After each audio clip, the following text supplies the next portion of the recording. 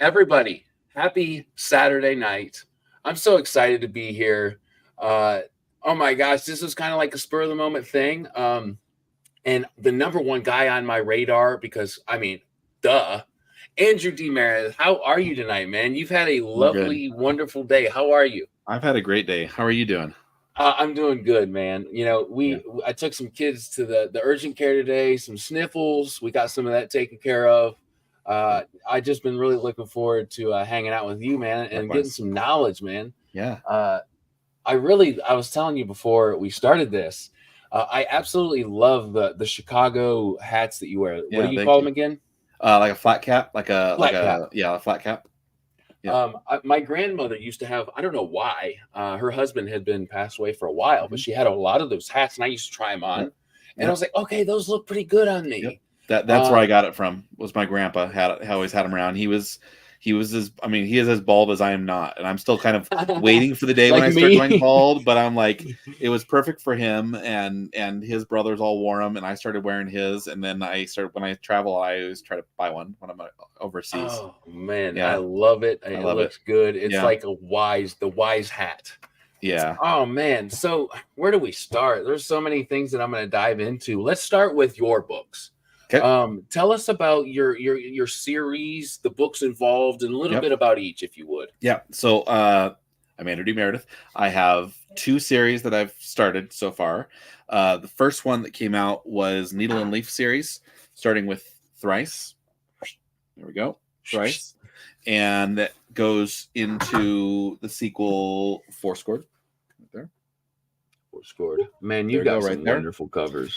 And so it's about a father and son relationship. It's a needlesmith named Joven, and he has a little boy that was put in his care, and the little boy has way too much magic, and people want the magic.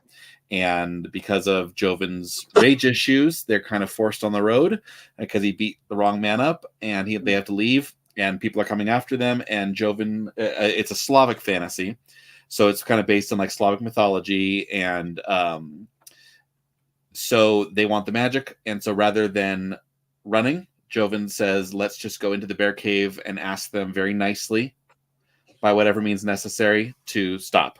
And goes directly into the bear's cave and tells them to stop, and hijinks ensue.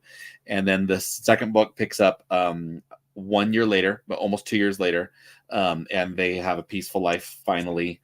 Not that spoils the end of book 1, but and then of course now not just people who want magic, but magic users who want the little boy's magic come after them in the second book. Yeah, so that's Needle and Leaf series, and I've got I'm writing the conclusion to that series starting in the New Year's. I love that. And then I have the Collation Saga is my big fat epic. Yes. So Deathless Beast is book 1,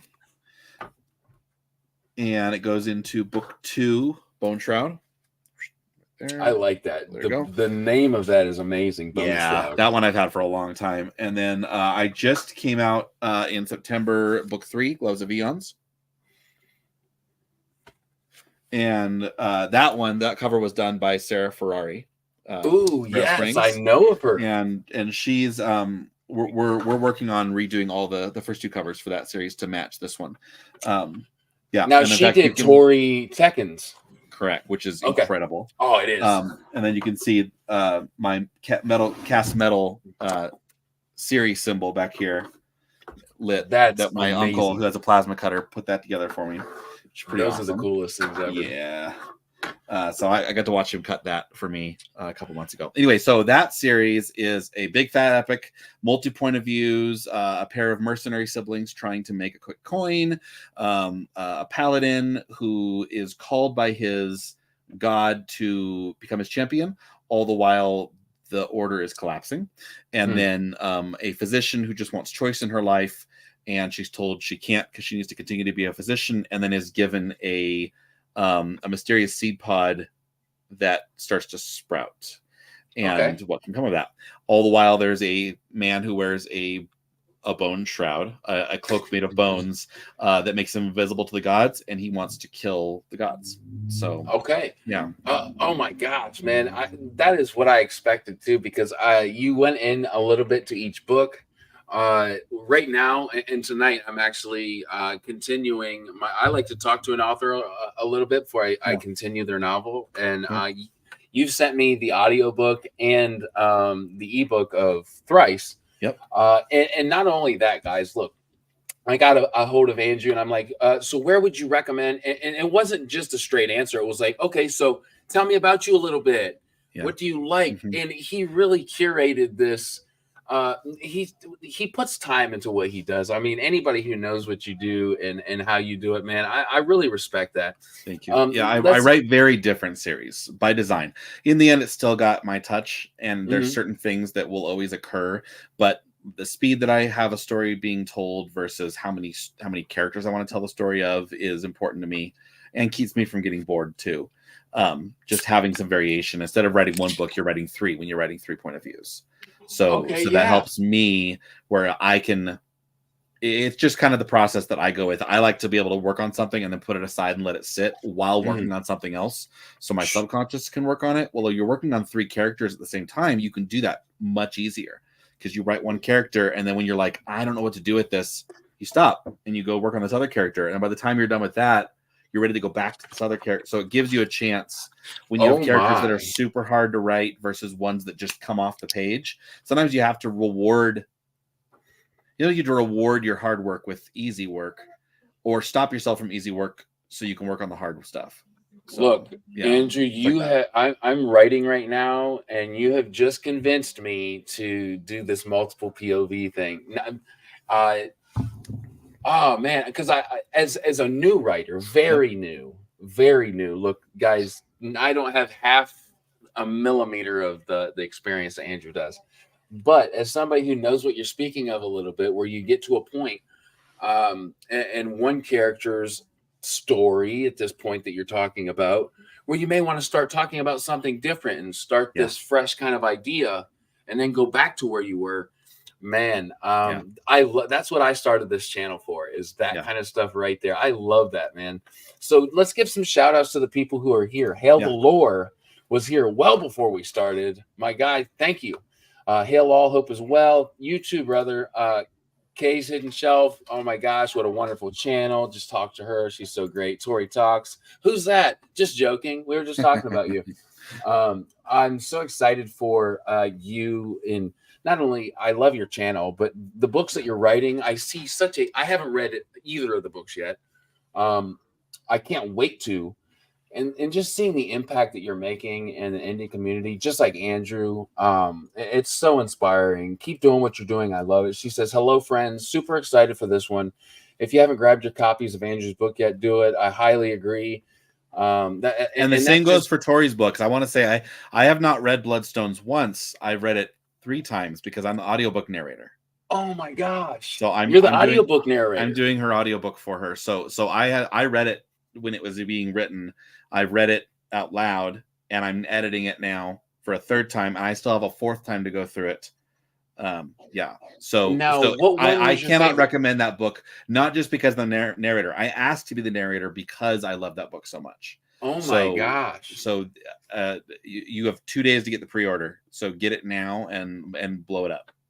Oh, so out of the 3, what was your favorite read? Well, what I mean is I've read the book 3 times. Right. So like, was it your first read your favorite? Was the second read your favorite? Did you discover some more things? The second one. Yeah. Oh, I had a couple times. When you have a character that gets you crying while you're reading it in the booth, and you got to stop between lines of crying, and you're supposed, and like you want the emotion to come out, and you have to switch back to narrator and say he said, and then go back to crying again, and you can be kept in that zone for so long. It's painful. I've kind of talked about this a little bit, like in the last 4 or 5 interviews, man. I'm looking for that book to make me cry. Is that's one you'd recommend? Oh yeah. You look like a manly man, and it looks like it take a little bit for you to cry. So I'm trusting your word. No. No, I'm crying all the time. Well, I still trust you. So that's the plan is just because I live in Colorado. I love it. Yeah. Tim McKay, man, another wonderful indie author. Very With an soon. incredible beard. Yes, he does. It's Yep. great. He's a Canadian, so he's closer to you than me. Yep. I'm in Ohio. Okay. Actually, you're closer to him. I'm down in Colorado, so I'm below you. See, look, guys, this is your chance to poke at me because my geology skills are very lacking. So you're right up, but you're right up by the lakes. Yeah, I'm a little below Michigan. So you're across from Montana and Wyoming, and we're below that. So we're closer to the desert states. You're okay. Yeah. Yes, that does make sense now that I'm thinking about it. Yeah. Why every time I picture Colorado? I get it. Well, we're in the mountains, so we have snow and sun. So it's a awesome and odd state for that. I feel like I get Montana, and absolutely, Colorado mixed up. Mm-hmm. So forgive me, people. Book Mama 87. Who's that? That may be my other half. Hello all with a mushroom. She likes mushrooms, guys. She's painting mushrooms everywhere. Isaac Anderson. Hello, hey y'all. Good to be here. I'm glad you're here, brother. Just chatted with him about the Garden Maze, his book. He's got some cool stuff coming out. Well, Kayla, you weren't wrong about Andrew being an awesome dude. Oh, that's got to be the best, right? Kayla's pretty good. She is. John Douglas, my guy, The Black Crown. He just dropped that very recently. Can't wait to read that. Hold on. There it is. Good evening, Beards and Andrew. I think that's what he meant. Beardo and Andrew, probably. Kayla, she says, Needle and Leaf series is fantastic. Can't wait for the next one. Book Mama says, I have a question for first-time writers.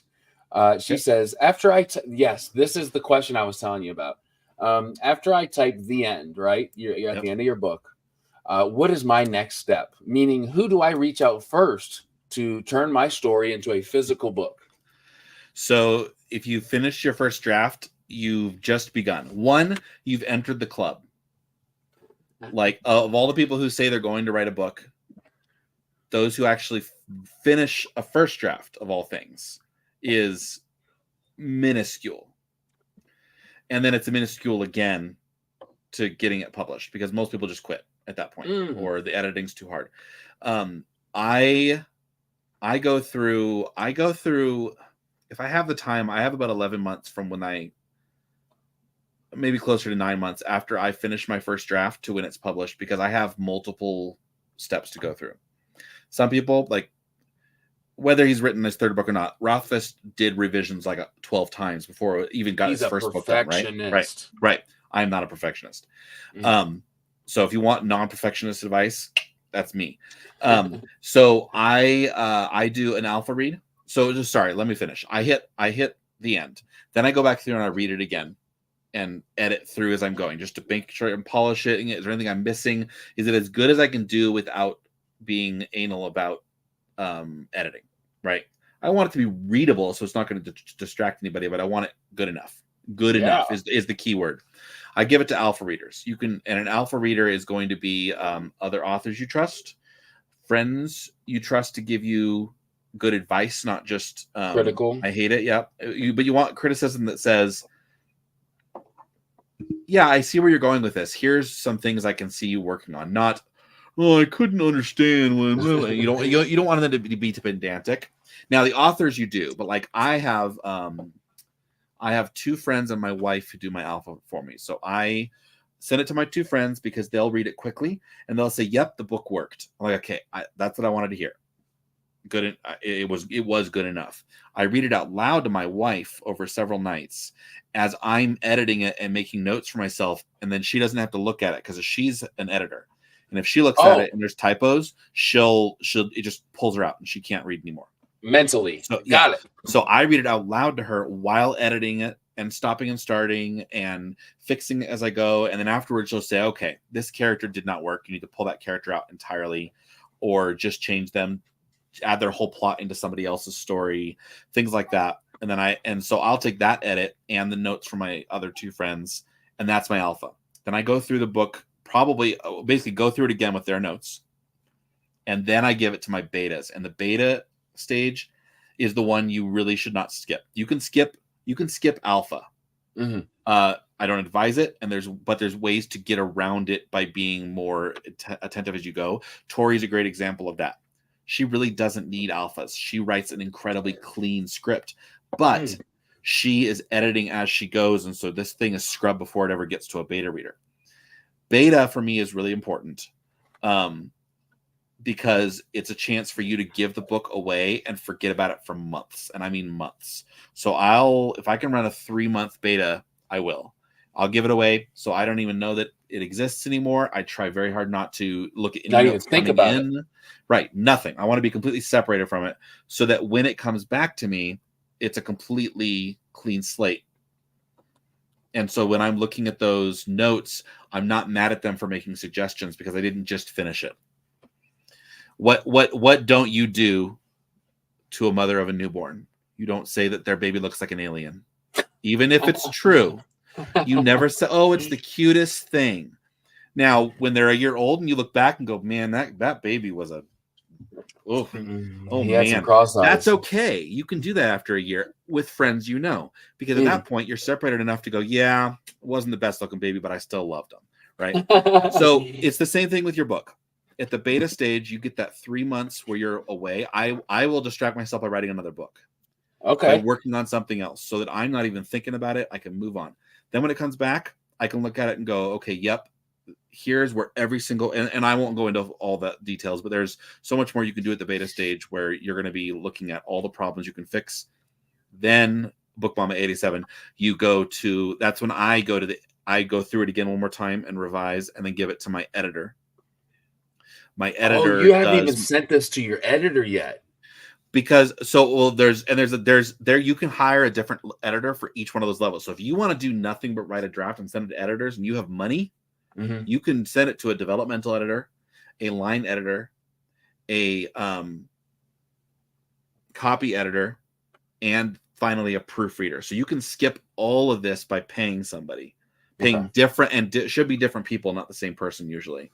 And so using alphas and betas is a way to bypass that by doing the work yourself without saying you did the editing yourself, because you should never do the final edit. The final edit should always be someone from outside, always, because guess what? You can't edit your book.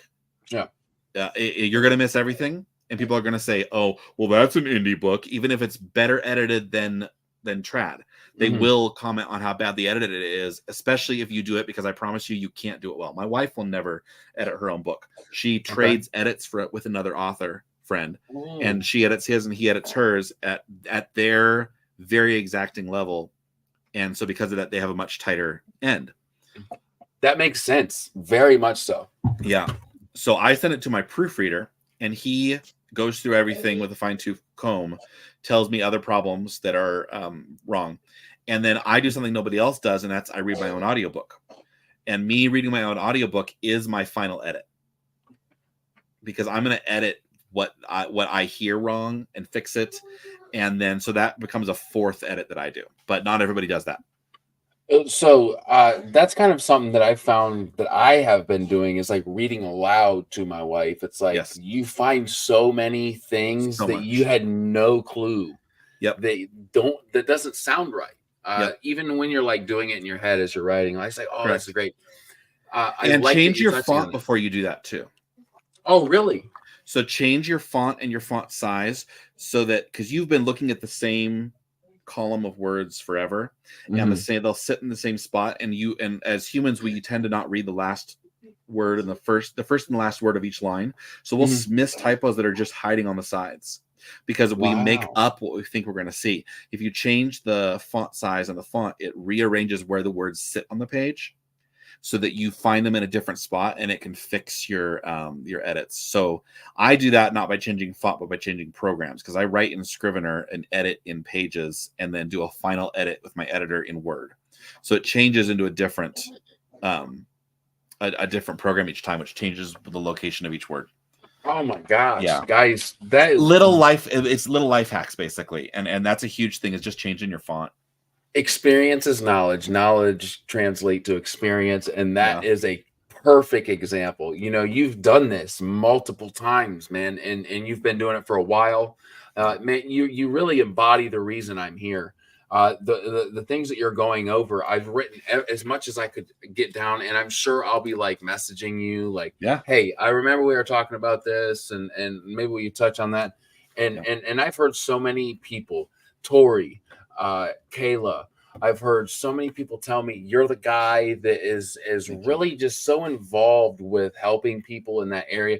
And you do audiobooks, you do your own audiobooks, you do other I didn't know that you were doing Tori's. That is fantastic news, guys.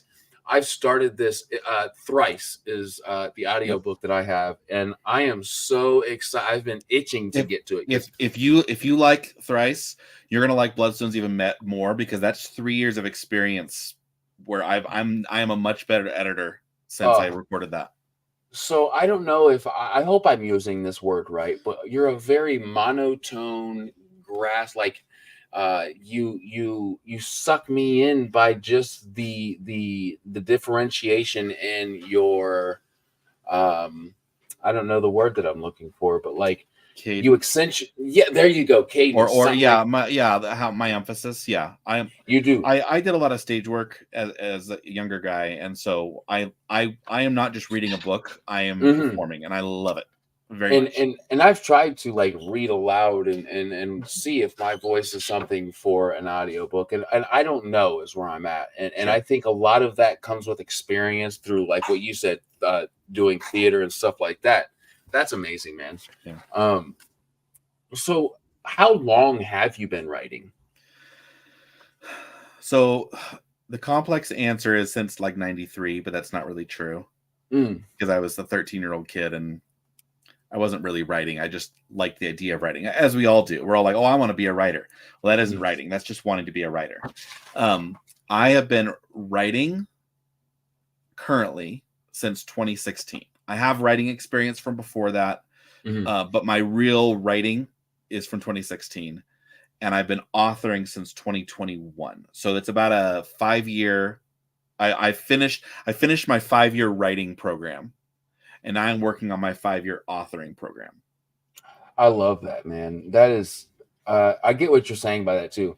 I want to make sure one thing that I'm getting better at, but I haven't perfected yet, is making sure I don't miss any wonderful comments and we have a lot, people. Let me look really quick. Talk about your inspiration behind Thrice itself, because I feel like there's some personal aspects to that. So that one, I wrote Collation first, and it's the one I've been working on since forever. And I was shopping Collation around to agents, and I needed something brand new to work on. And I knew that I had spent too much time world building. And so I wanted to do something that challenged me to not spend time world building. So I basically, I think it was before Nano 2018. And I said, I have 6 weeks to plan. That's it. I have to start writing in 6 weeks, period. So I gave myself 6 weeks to plan. I set up some parameters. I wanted to tell a lone wolf and cub story. I wanted to do it in something I didn't know, but was semi-familiar with, like doing Slavic fantasy versus European fantasy.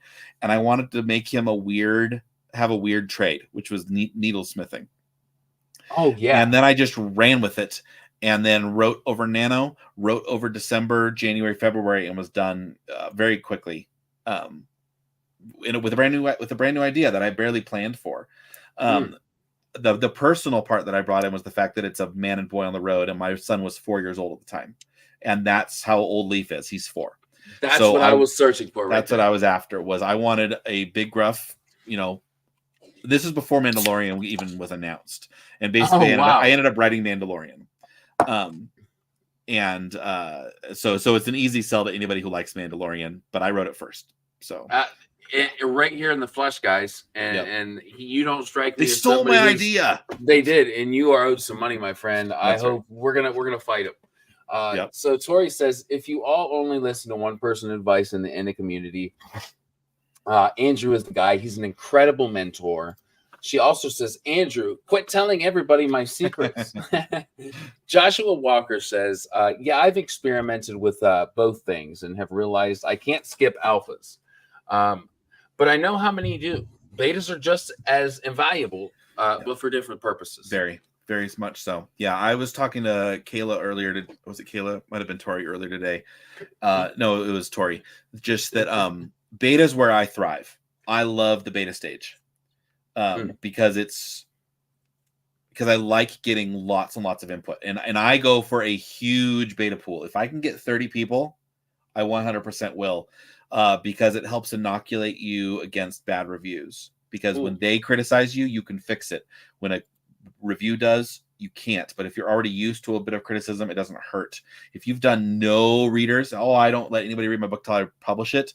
Oh, well, wow. I'm going to be honest with you. You're in for a lot of hurt, and it's not my fault. Yeah, I'm sorry. I'll be very blunt with that. If you're not getting readers before you publish it, it's on you when you get a bad review and you want to quit. Sorry, because but that's true to all of life. But it's harder as an artist, because we pour our soul onto these pages. If we're not ready for the pain, there's no coming back from it.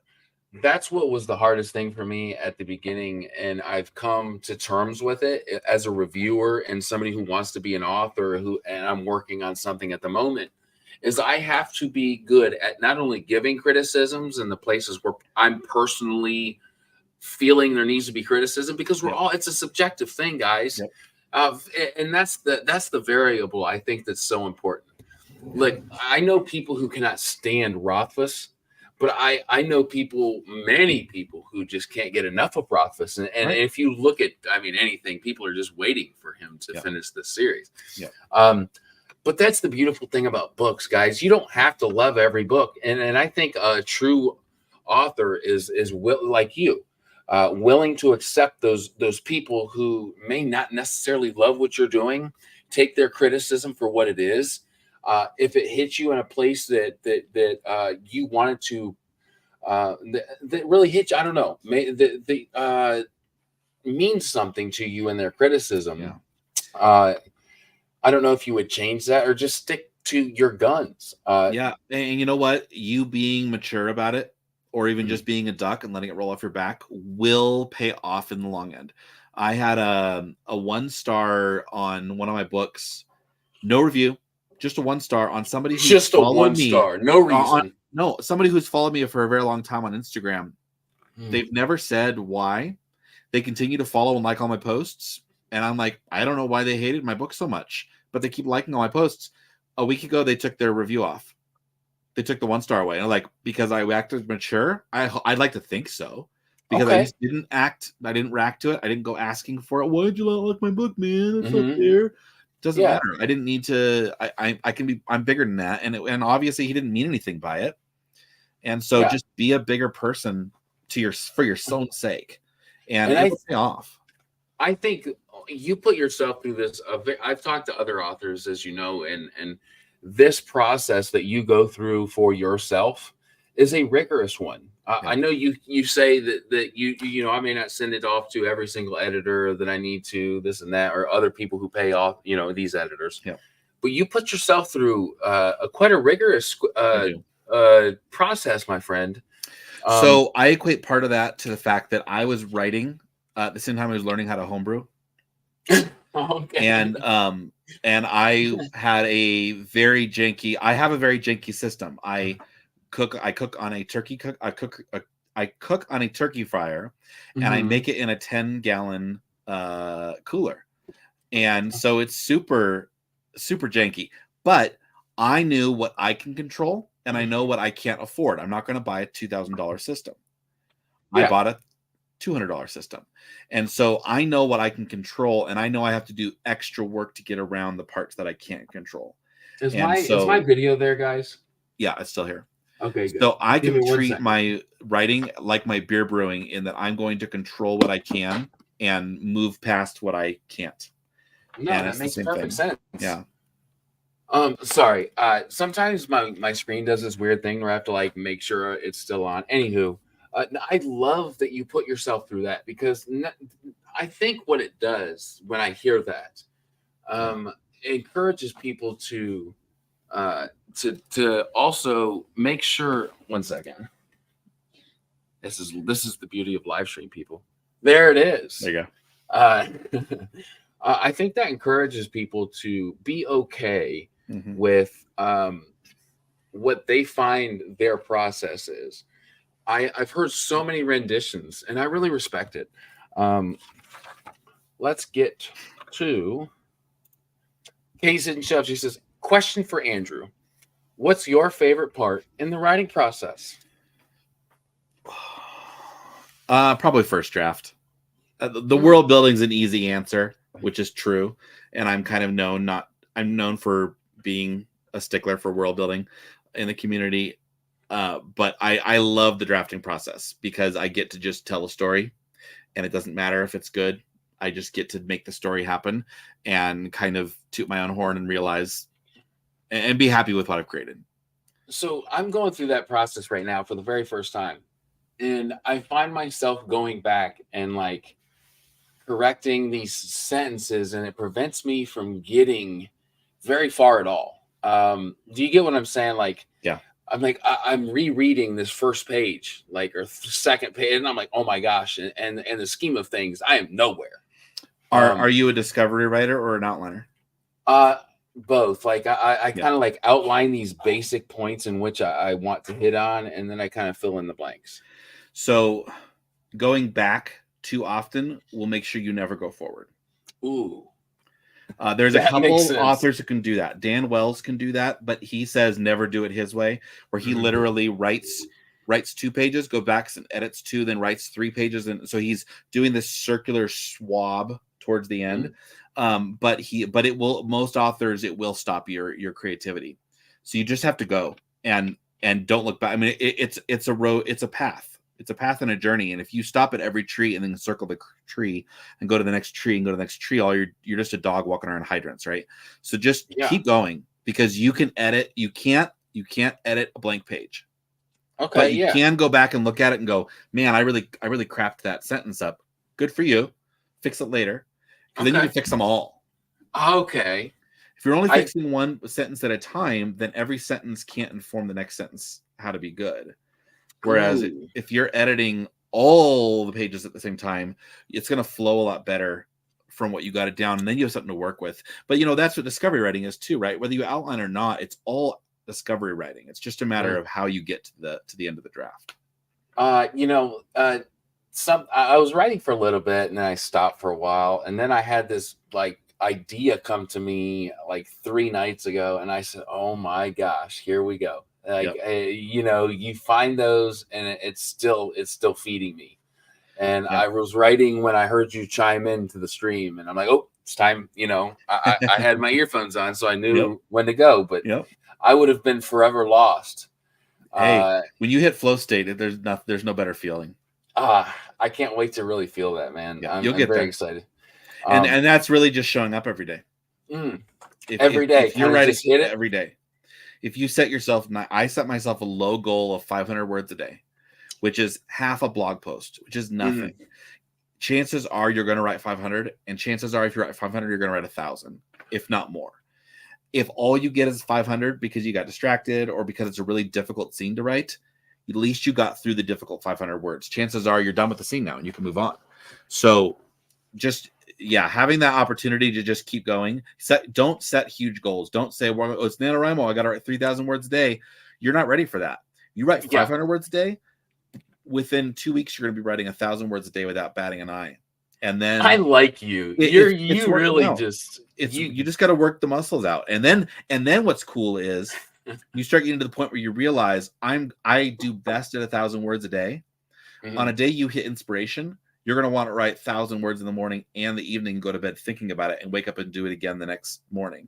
And now you're writing 3,000 words in a stint, and you're burnt out, but you got this awesome flow that happened, and you have days. I'm going to run my idea past you. Yeah. You go with that? Yep. So this idea that come past me, I want to write dark fantasy. Yep. It's one of those things that I don't read the most of. I read mostly epic fantasy or epic. I go from between epic and a dark and a grimdark. I'm not like this dark person that wants to just write, but I like an epic dark fantasy. And so the main theme, the kind of magic system, because I want to have a very soft magic system. The you get thrown into this very dark realm, if you will, through the gaze of dead soldiers or anybody who's died from this dead magic or this dark magic. In my story, Severin, which is my great grandfather's name from Denmark. Cool. Yeah, he is walking along. He's in the midst of a war. He's 18, and he looks into the eyes of this dead soldier who has died from this dark magic. And he's thrown into this world. The gaze itself from this dead soldier throws them into this world. And they kind of these people meet up in this world that they're thrown into, and it's kind of taken off from there. And that's where I'm at. Like, it's really, I'm so excited. Does that sound something kind of captivating? Yeah, well, it sounds like a twist on the Angels from Doctor Who. Oh, really? I didn't know that. If you look at them and they touch you, then they suck the rest of your life out by sending you back in time. Ooh, okay. Yeah. I like that. But see, I've totally different. But just the idea of looking through something. And yeah, like you look into these eyes, this dead gaze, these empty eyes, and you look into them, and you kind of like you have no idea what just happened, but you wake up in this really dark world. And I think I'm gonna have like this aspect of like an epic. There's gonna be an answer to get out of this world, like a selfish reason to get out of this world. Yeah, and then there's gonna be this like overbearing, selfless. Should I conquer this? Or just get myself out. So I'm really excited to write it. And honestly, you just need to write. I can give you advice, and I've got books to show you that you can read. You'll never be ready. It's like parenthood. You can never truly be ready, right? You just got to do it. Okay. And I think it's so much non-starting is because all of us went through the video game era where we didn't have Game Genie. Yeah. And now we do because we just look it up online, and we've stopped trying to work for things, or we think, oh, I can't do this until I'm really good. That's bull. You got to do it, or you're never going to get good. Well, that was what stopped me. Prep, it doesn't matter. Yeah, that's what stopped me for so long from actually putting my hands on the keyboard. It's like, am I ready? Yeah. Have I watched enough YouTube videos? Yeah, no, exactly. Nor will you ever. Okay. Yeah. I love that answer because that kind of gives me inspiration, and I think a lot of other people inspiration to do what they just want to do, and rather than making excuses for ourselves, which was really what that is, just going. You can spend the next 40 years working on how to write and finally write one book, and then the next day you're hit by a car and you die. You've written one book, and it probably wasn't your best potential book, only the best you could do at that point. If you write a book now and 2 years from now you publish it, then 40 years from now, you get to look back at all the books you've written since then and see how awful the first book was. But that first book is probably not far off from the one you would have written 40 years from now if it's the only book you wrote because you thought about it. So, I mean, Brandon Sanderson said he stopped trying to think of how many books he wants to write and said, I want to get to a point where I can look back. I know I want to, what's the saying? He says, I want to have written books, not write books.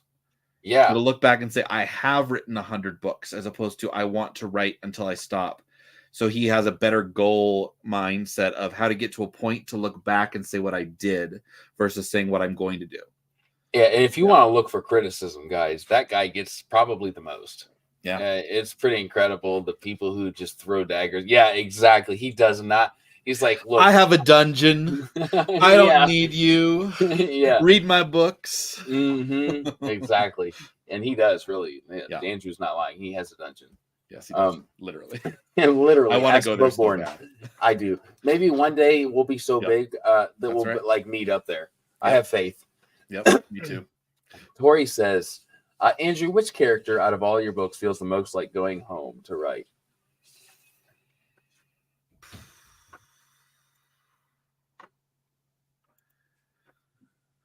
It's going to change soon, but right now it's Jinnid. He's the paladin in Deathless Beast. He's the easiest to write. I enjoy the people he's got for his friends. I enjoy writing his enemies and his nemesis, and I enjoy it wouldn't have been this way 20 years ago, but he's the person who is most allows me to verbally punch people in the face when he tells off a character in the most smug way. It's wonderful. And because he says he says the things we all want to say to the characters, and then deals with the fallout himself. So yeah, it's definitely Jin and Brashti. I love it. I'm looking forward to that. So real quick, Mark Timoney, I have to throw his book up because it's just like, there it is. He just sent me this. I cannot wait to read it. It's a great cover. Oh my gosh. Like you look at the dust cover and you're like, oh, it's a hardback. That's pretty awesome. And then this naked bad boy comes out and you're just like, oh my goodness. And then you open it, right? And you're just like, oh man, this is cool. Let's see, Timoney. Mark Timoney, guys. He's an Australian. Yep. He's got I had him on our show this morning. Yes. He's got the 2-page map, which throw up the deuces for that. And then where is it at? Hold on. There it is. Just the signature makes everything so much better. Awesome. It's so cool, guys. Mark, I'm very excited to read this and throw my review out there on Fan Fight Addicts, which I'm so lucky to be a part of. I'm so happy. Thank you. I'm having so much fun with these guys. You know, a book that I'm really looking forward to, and I'll get to it eventually, is In the Shadow of Their Dying by Anna Smith Spark and Michael R. Fletcher. Oh, good stuff, guys. Dark fantasy, darkest of the dark. Yeah. And it's gonna be real dark. Yeah. So let's check out some more of this. Since it's also objective, it's important to get your book out to the right audience. How do you do that? I don't know. It's lotto. You get out what you can, and make friends in the community, and not just to make friends to get them to review your books. We all start that way. That's how I did it for the first 6 months, was please read my book. I hope you like my book, and you're sticking it out there. And then I happened upon a couple of people who became very quick friends because they gave my book a try, and it happened. And then one of them handed it to another person who it hit 100% everything they've ever wanted in a book. And then through that, it trickled down to other people who became my crew. Yeah. The advantage of that, which it took a year and a half to get there, of being just involved with the community, is not worrying about whether I'd get reviews, but just trying to make friends so that I could feel guilty when I asked them, can you read my book? That's a good place to be, right? So, but doing that now allows me, when I launch a book, to start with strong reviews from reviewers who I know, I've tailored to them. I haven't tailored my books to them, but I know I'm going to ask these 4 people, can you read my book for arcs, because it's going to start me strong. Yeah. And they have helped your readers. So the first step, Tim, is reading what reviewers say about your books and using their sales pitch to improve how you sell your book. Because if you write a book, you write an epic fantasy that's got a dark cover like I did, and they say, and they have, it's kind of, cozy is the wrong word, but it's kind of got a cozy feel and a classic cozy, comforting feel. Okay. That's not a bad thing or just like a cozy thing either. No, but now I can say, okay, I'm going to start using those terms. It tends to push me towards literary. Yep, and here he is. That's Nico, is what I'm talking about too. He was the first person to say, it kind of has a cozy, comforting feel. I don't quite know how to put my finger on it. Nico. So I leaned into that hard. And from that, and John Morrow started putting a whole bunch of words in my mouth for my books that I would never have said. Like, I would never compare myself to Tolkien, because one, it's so overdone and taboo. But when a big viewer says it's Tolkien-esque, okay, I'm using that word now. Yeah. Oh, it's Proustian. I never read Proust, but okay, it's got prose. That's good. I can do that. Oh, it has a Malazanian plot line. okay, now I've got 3 big literary words I can use that it does Didn't come from reduce. you. No, and it does reduce the number of people who will read my books, but it does attract flies to honey, right? Because now people are like, oh, I'm in for that, and you're going to get. Yeah, speaking of wasps, that's an inside joke. That's an inside joke about world building. If you tell me you have figs in your book, I will ask you, are you? That must mean therefore there are wasps, and you say, why wasps? Well, because you need wasp to create a fig, and you can look it up on Wikipedia. It's true. It's 100% true. Yeah. So I've used that as if somebody is either being too info dumpy in the world building or not world building enough, I'll start asking hard questions to see if they actually really care or if we need to just move on to a new subject in the world building when we're building something out. I love that. That's a cool little piece of gold, if you will, that I like to say. E.L. Montague, my Discord moderator, a guy that keeps me on time, and a wonderful writer too, author, back in the day for Penthouse. How much is too much? And have you ever gone there? On like what? Let's see. Like world building? Get it down first, never go back, get it all out, then start to polish. You can't polish a turd until it's crapped out. Exactly. Okay. How much is too much? I mean, it depends on the author, right? I'm very accurate in my word counts. I plan because I know myself enough to know how many bullet points do I need for the outline. It's going to be a bullet point for every 1,000 words. Break it down by 3s. I want 50 chapters. I want 3. Okay, that's 150 points, 150 bullet points. Okay, it's going to be 150,000 words. Oh no, I have another point of view added in. Let's push that up to 175.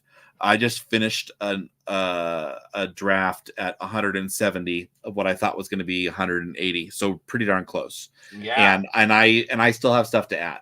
So I'm pretty accurate about knowing my word counts. I know that like JCM Burn, he is able to get his word counts to like to the word. Like he said, it's going to be 136.5 thousand word novel, and it's 136.5 and no more, no less. That's what he does. But he's a programmer too, so he knows how his coding brain works. And I want to break him down sometime and talk with him about it because he just knows how to force his flows to work, and he hits his culminations with a chef's kiss every time. He also says writing is a muscle. Work it out. We are verbal athletes. That's very much true because the brain is not a muscle, but it is an organ, and we have to evolve that throughout our lives. And I really like that. And I think Kay saying that sounds awesome, Matt, to my idea of writing. Thank you so much, Kay. And wonderful. Thank you, Tori. That means a lot to me too. And EC Greaves, SPFBO finalist. So excited for him. I watched you guys earlier chatting. Such a good point. People almost don't want to practice. They want to matrix download the skills needed instead.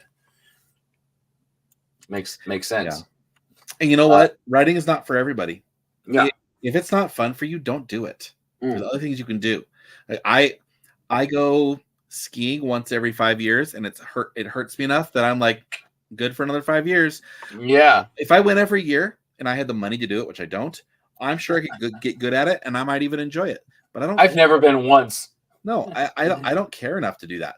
But I love writing, and I love what I'm able to do. And even when I do it poorly, no one is going to make me quit because I enjoy even the bad work. I did miniature painting for forever, and even though I'm not an award-winning painter, I'm good enough that I'm proud of what I do. But I don't need to spend 40 hours a week doing it to get better because I'm happy with what I'm doing. My writing, I want to get really good at, and so I continue to do it. That makes so much sense to me personally. Yeah. When I'm writing, whether I remember a time in high school when I had no interest in writing but did it very well, and then now that I want to do it and have this burning desire and love for it, and when I realize that what I'm doing is something that I feel happy about, it is the best feeling ever. It is. It makes me feel like I'm doing something that is like superhero like, something that is like going to live past my skin and bones. Yeah. And I think that's, well, I know that that's true for anybody who's published a book, whether it's indie or trad. Yeah. Tori says books are hard work, and I think those who aren't meant to write will be weeded out through that process. Because me personally, like you said, I liked playing football. I love the idea of writing and writing itself. I was good at football, but I didn't love it. Right. I'm 6'5" and I'm 250 pounds. I would have been good if I loved it, and I just didn't love it. Yeah. So I get what you're saying by that.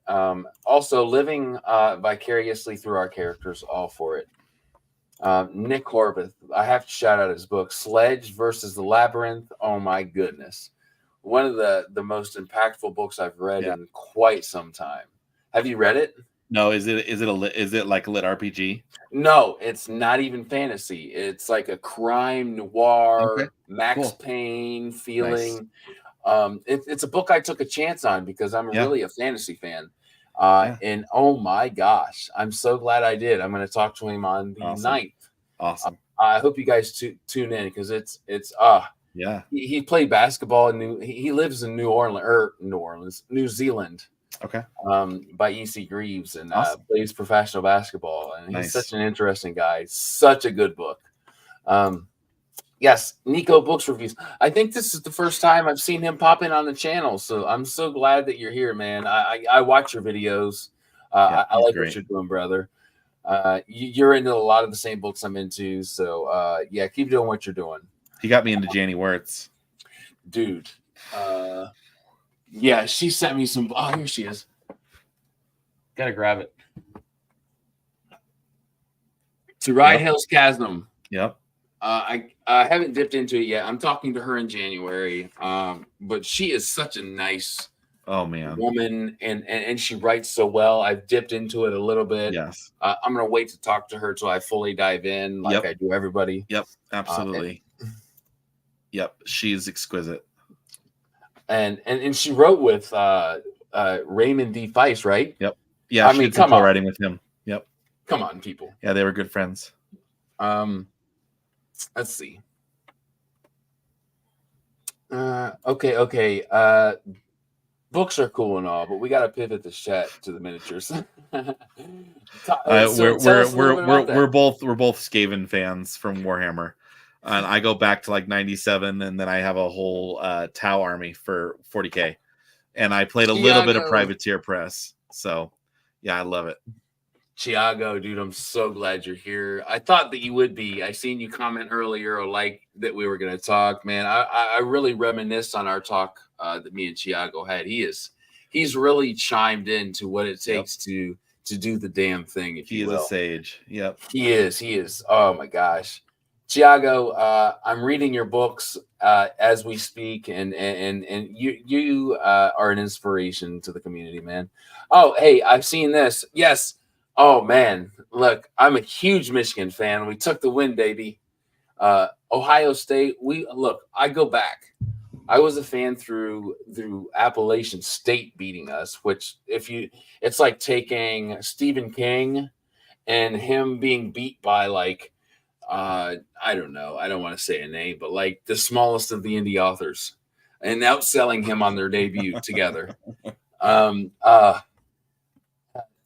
Well, you should blush, man. You're doing the damn thing, dude. Yes. He is. He's so cool, and he has, just like you, has the greatest advice. Yeah. I remember he's like, look, if you're having issues talking or coming up with like lands or fantasy names, he said, mash your keyboard. Oh yeah. And I thought that's the most brilliant thing I've ever heard in my life. I love finding villages on Google Maps. What is it? Villages on Google Maps. So if I'm like, I need this country to be from Bosnia. Mm-hmm. I'll go to Google Maps, go to the country, go far in and find a village I like the name of, or 2 villages I like the name of, and then just kind of capture the sound of the 2 of them, because then it sounds, even though it's not, because it's my own world, I can do what I want.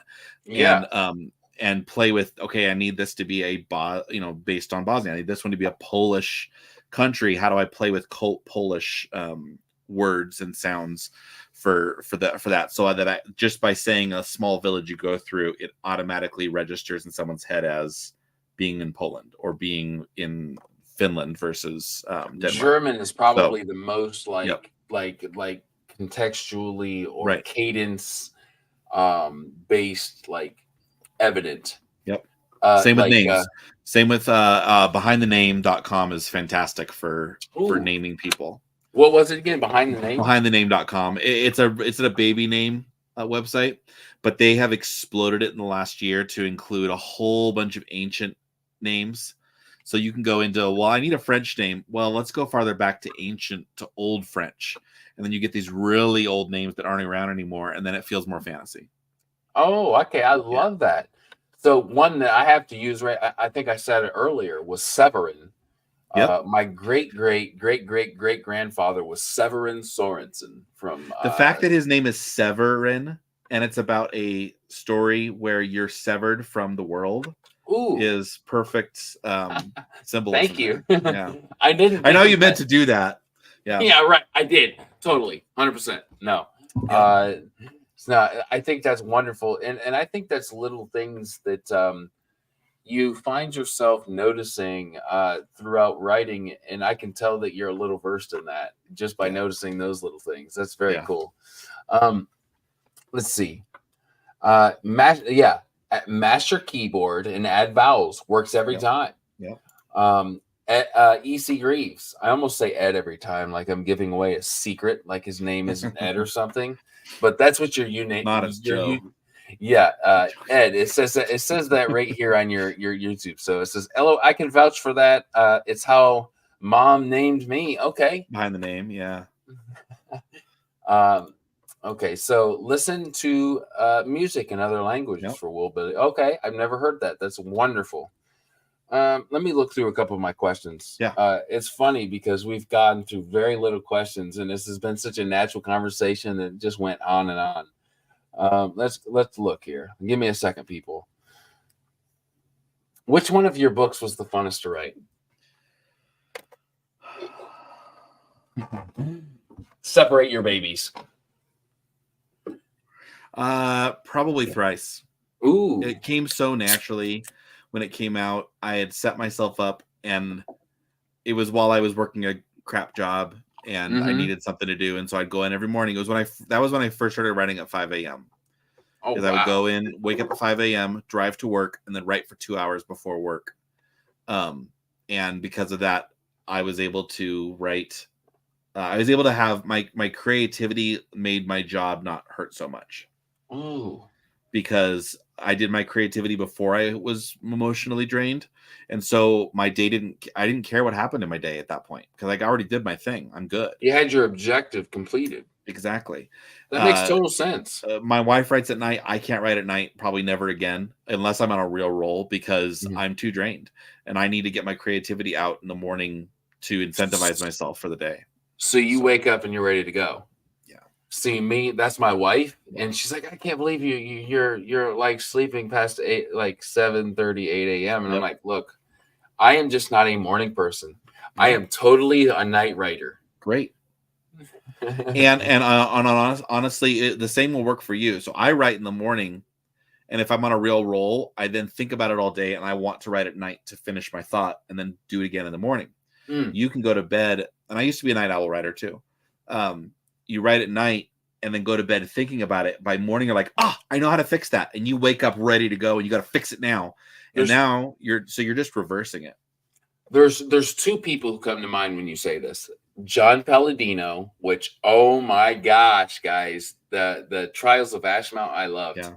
And then Andy Peliquin, both of which told me, and I take very seriously, to stop where you're most excited, like right in the middle of battle, he said it's like stop in the most exciting spot, like Yep. where in the next morning you're ready to go. You're not going to sit and wonder or like worry where you're going with this. Yeah. Is that something that you use? Oh yeah.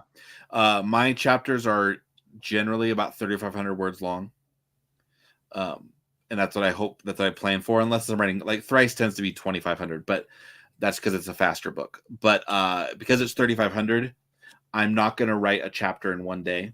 I'll write half a chapter and then half a chapter and have a tag left over so I can keep going. In the case of Thrice, 2,500 words, if I can write 1,000 words in the morning, 1,000 words at night, again, it's not enough to finish, so that in the next morning I can finish that chapter and then jump into the next one. And if I'm lucky and I catch a wave on flow, then I'm going to just surf it for days. I love that. Chiago says, I used to be the complete opposite of Andrew. Could write before 2 p.m. Now I write all day sometimes. I don't even know who I am anymore. Yeah. You're finding yourself. And I love that. So who are some authors who have their hand in the way that you write? It's different now than when I first started. Recently it's been more like goals of people I want to get to be, not necessarily like, but at least in the same sphere. I actually use PG Wodehouse when I edit. Ooh. So while I'm editing, I listen to PG Wodehouse, which is 1940s satire about the upper class of Britain. Super funny, very dry British humor, but also laugh out loud and elevated English. He was called like the Shakespeare of the 20th century because he had such a command of English. He knew, and not just English, he knew everything about history and philosophy in English, so he was able to just pour it out onto his books. Janie Wirtz is very, very similar. If someone was like, so if I didn't use Wodehouse as a means to help me edit better, which is why I listen to him, because I feel like I'm smarter while I'm listening to him, and so my edits get better. I would use Jenny Wirtz the same way. If she wasn't so cerebral, and Wodehouse is smart but also stupid enough that I can laugh. If Jenny Wirtz wasn't as cerebral, I could read her books while editing to feel that I've elevated myself mentally. You know what I mean?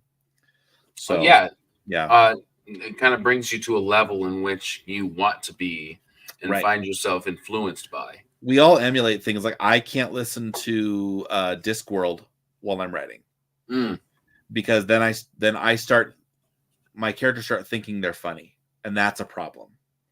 Yeah, I need them not to be funny, and they start making these clips. And like, dude, stop it! You're not even funny, because Discworld's coming through, and so I have to be careful about what I'm consuming at different times of my process. I have. Let's see, because I forget the name. There we go. The Color of Magic. I have The Color of Magic. I haven't read it yet, and I can't wait. Thud's a great one too. Thud. Yeah. I hear what he does is take these really deep themes and make them comical. Yep, absolutely. It's good satire. I'm really looking forward to that. Gosh, that's a long ways away. I have so many indie books to get to, which excites the absolute crap out of me. Yep. What are you currently reading? I am currently reading. There it is, JCM Burn. I blew through the first book, and dude, Space Bears, come on. Yeah, I know. It's like, in the Wistful, doesn't the Wistful become this like unimaginably large ship? Like you hear it's big, right? Yeah. And then you read, and it just becomes bigger. Yeah. Oh, it's so good. So good. It was my very first sci-fi novel, and I told JCM Burn, I said, Joe. Spoiled. Yeah, I said, Joe, come on, you've got me into sci-fi now, in which I never thought I'd give a chance, and now it's very much. I'm getting ready to read Empire of Silence. I can't wait to read that by Christopher Rucchio.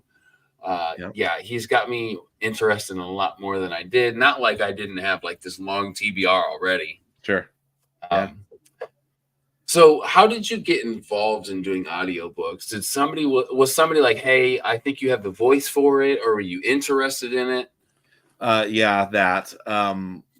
I didn't do it for several years, but I've been told, you should do it. And I took like a little half class to try it out. And actually, the gal who taught that class was who did my wife's first 3 audiobooks. We hired her to do it. And when it got time for mine, we decided, my wife and I decided we had to have our audiobooks out at release date for every book.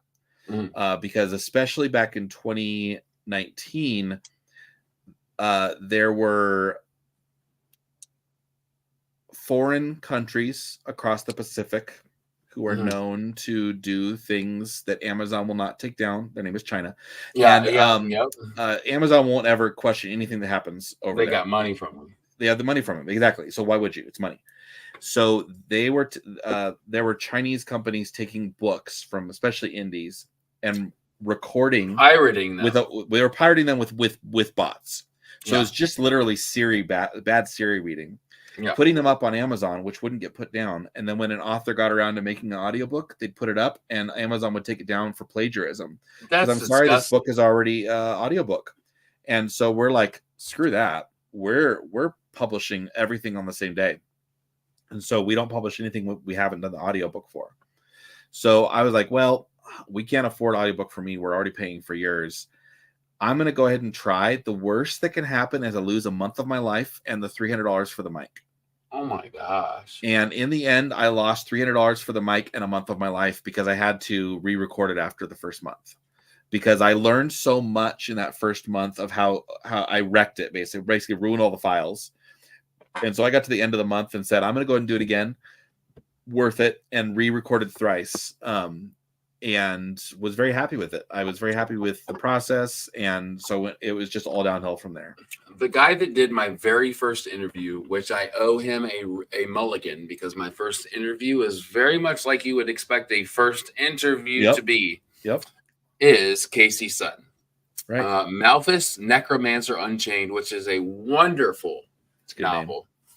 But he was victim to this. And it was something that kind of opened my eyes to the fact that this happens. I did not know.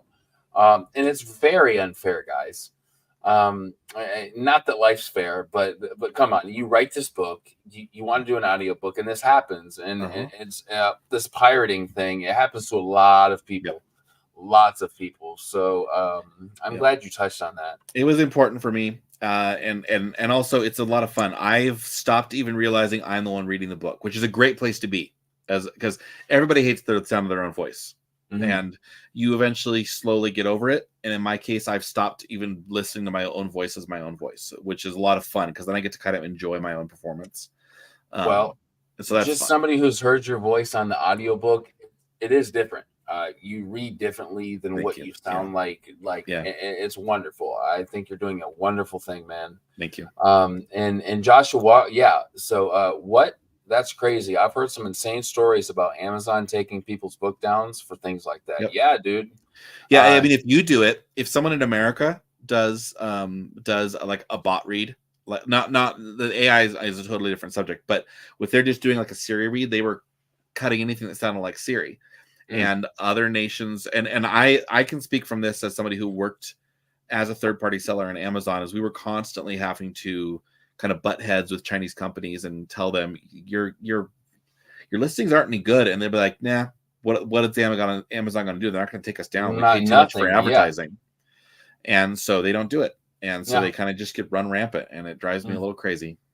Well, that's very reasonable. It's logical for you to feel that way. You've put so much time into doing what you're doing, and for that to happen is very unfair.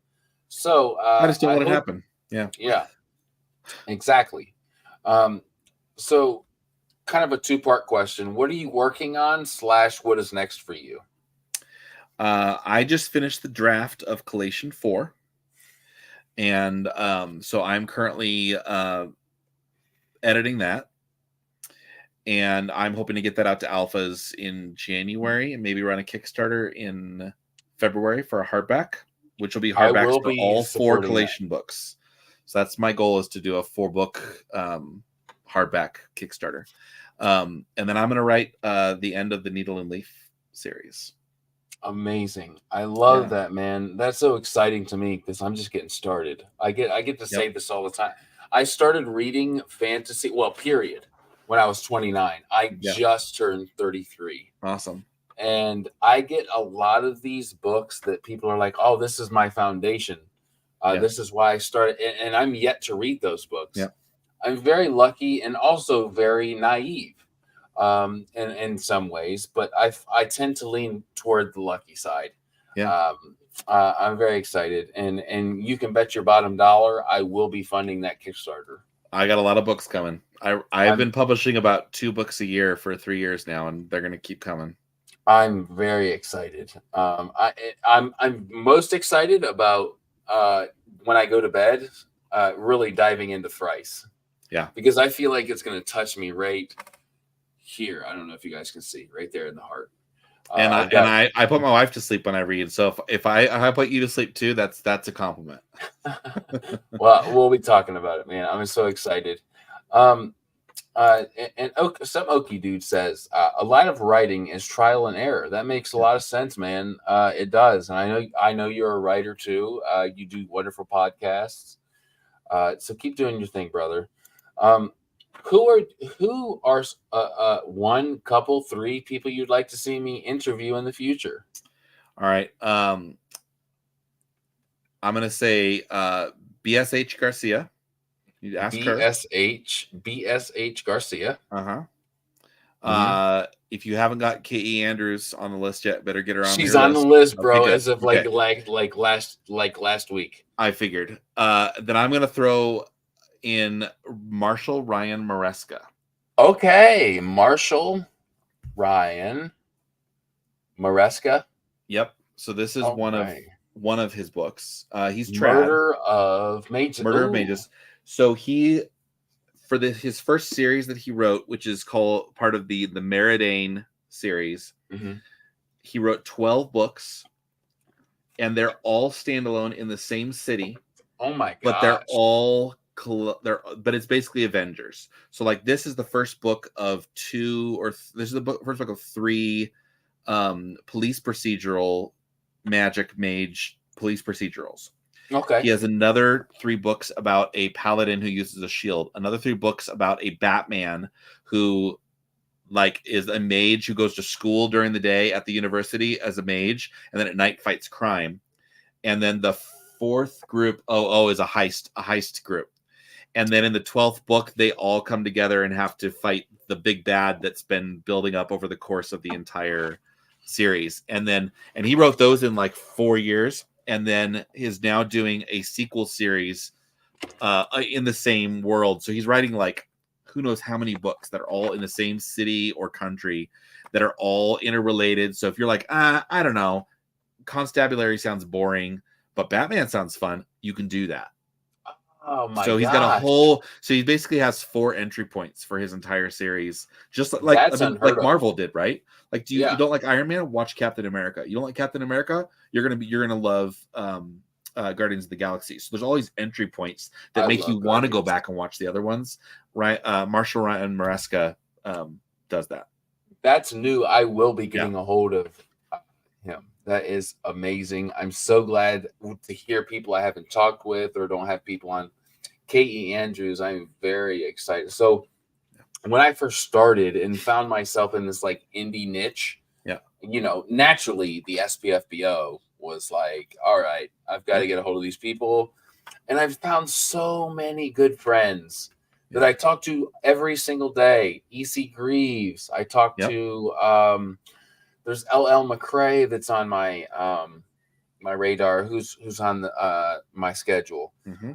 So real quick, tomorrow I'm going to be talking with a debut author, one that I find that will be very prevalent. Sam Paisley. He wrote Elements of Time. I have dipped into it and I have not finished it, but I think it's a very promising high fantasy, one in which I think people of Harry Potter will love. So yeah, I'm talking him tomorrow. Let's see, what time am I talking to him? I believe 9 p.m., just like you and I. Man, I just want to thank you. It was a short notice. Yeah, thanks for having me. this will not be our last time talking. No. There will be many, many times where we talk because I've had so much fun. You're a bank of knowledge. You're a guy that I will be talking to daily about when I'm writing myself, and have you back on as far as your books and promoting them. And yeah, I'm so happy with like the refreshing part of this community. Everybody is so nice. Everybody's so giving and kind, and it's not a competition. It's like let's rise to the top together. We're not eating each other's pie. We're baking more pie. And you can never have enough pie. Never. No, I love apple pie, like with like homemade whipped cream, Absolutely. not Ready Whip or nothing like that. Like the off-brand, like real actual cream and sugar. Yeah, let's get that. Yeah, let's finish it with that comment because I agree with that wholeheartedly, Chiago. So thank you, Andrew, for being here. Thank you guys for watching live. Thank you for those who will watch in the future. And I hope you all have a wonderful night, morning, afternoon, wherever you're at. And we'll talk the next time.